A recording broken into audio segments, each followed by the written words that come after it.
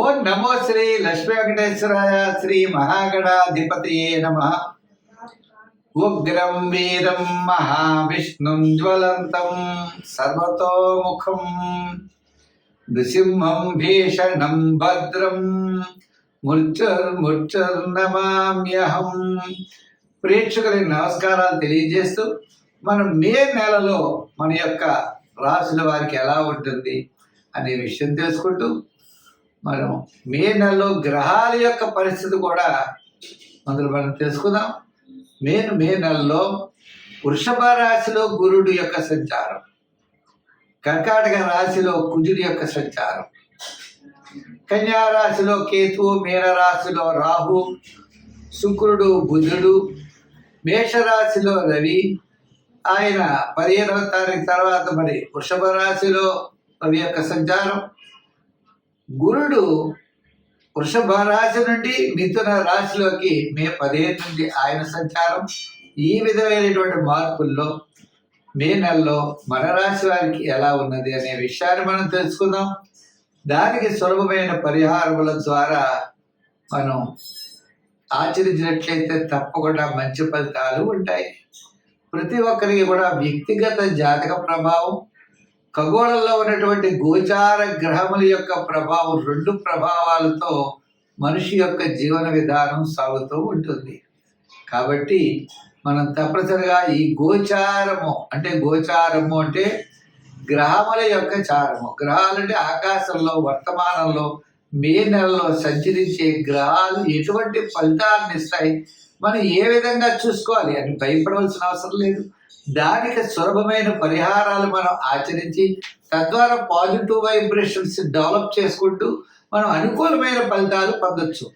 ఇప్పుడు కూడా జ్యోతిషము అంటే బ్యాటరీ లైట్ల కాంతిని చూపిస్తుంది. కాబట్టి మనకి గ్రహానుకూలత ఉంటే సంతోషం, గ్రహాల యొక్క వ్యతిరేకత ఉన్నట్లయితే సత్ఫలితాలు పొందడం కోసం మనం సులభమైన పరిహారములు మనంతటా మనం ఆచరించడం ద్వారా ఎక్కువ ఫలితం ఉంటుందని తెలియజేస్తూ మనం ముందుగా రాశుల గురించి ప్రారంభిద్దాం. తులారాశి. ఈ తులారాశి వారికి 6వ స్థానంలో శుక్రుడు, రాహు, శని చాలా యోగాన్ని ఇచ్చే గ్రహాలు. మే 15 తర్వాత అష్టమం నుండి భాగ్యస్థాన సంచారం గురుడు. అంటే గ్రహములన్నీ కూడా చాలా అనుకూలమైనటువంటి ఫలితాల్లో ఉన్నాయి. ఎక్స్ట్రాడినరీగా మే 15 తర్వాత మే నెలాఖరు లోపల చాలా ముఖ్యమైన వ్యవహారాలన్నీ యోగించే అవకాశాలు ఉన్నాయి.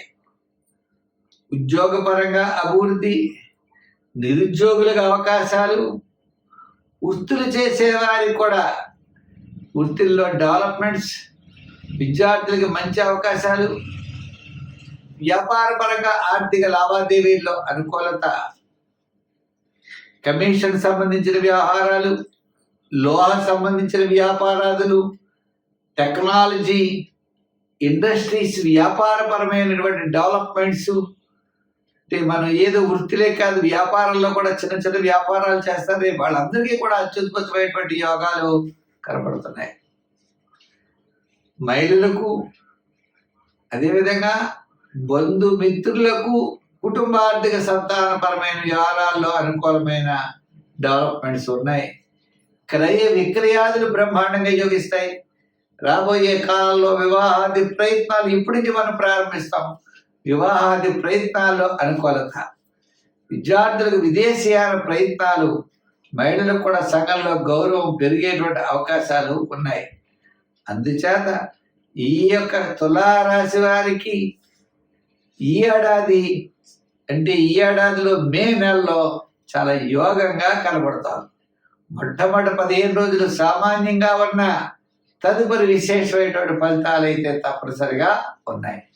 మరి సంఖ్యల్లో 6, రంగుల్లో తెలుపు, ఆరాధనలో ఎక్కువగా వినాయకుడిని పూజించడం మంచిది. వినాయకుడిని గరిగగడ్డతో అది పూజించడం, బెల్లం ముక్క నైవేద్యం పెట్టడం చాలా మంచిది.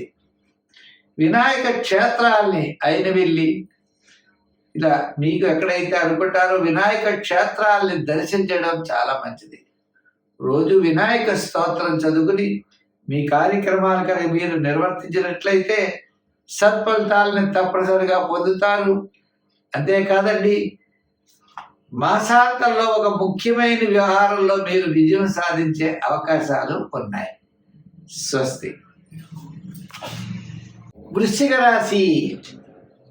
ఈ వృశ్చిక రాశి వారికి మరి చెప్పాలంటే సప్తమంలో ఉన్న గురుడు అష్టమ స్థాన సంచారం, పంచమంలోనే శుక్రుడు, రాహు వీళ్ళంతా పంచమంలో ఉన్నారు. శని అర్ధాష్టమ శని దోషం తొలగిన మే 15 వరకు అనుకూలమైన ఫలితాలు, మే 15 తర్వాత మిశ్రమైనటువంటి ఫలితాలు కనబడుతున్నాయి. కుటుంబ, ఆర్థిక, సంతానపరమైన వ్యవహారాలు ఇబ్బంది లేదు. శుభరూపమైన పుణ్యరూపమైనటువంటి కార్యక్రమాల్లో పాల్గొంటారు. ఇంకా ఉద్యోగంలో ఒత్తిడి ఎక్కువ ఉంటుంది. రాజకీయ పరంగా గుర్తింపు తగ్గుతుంది. వృత్తుల పరంగా చూస్తే ఉన్న వృత్తులు చేసుకోవడం మంచిది తప్ప విశేషమైన వృత్తులు చేస్తారంటే కష్టం. వ్యాపారాత్మకంగా కూడా కొత్త పెట్టుబడుల విషయంలో మనం ఆలోచించవలసిన అవసరం ఉన్నది. సామాన్యమైన ఇబ్బందులు ఉండవు. క్రయ విక్రయాదులు మే 15 లోపలే యోగించే అవకాశాలు ఉన్నాయి. నూతనమైన ఆలోచనలతో ముందుకు వెళతారు.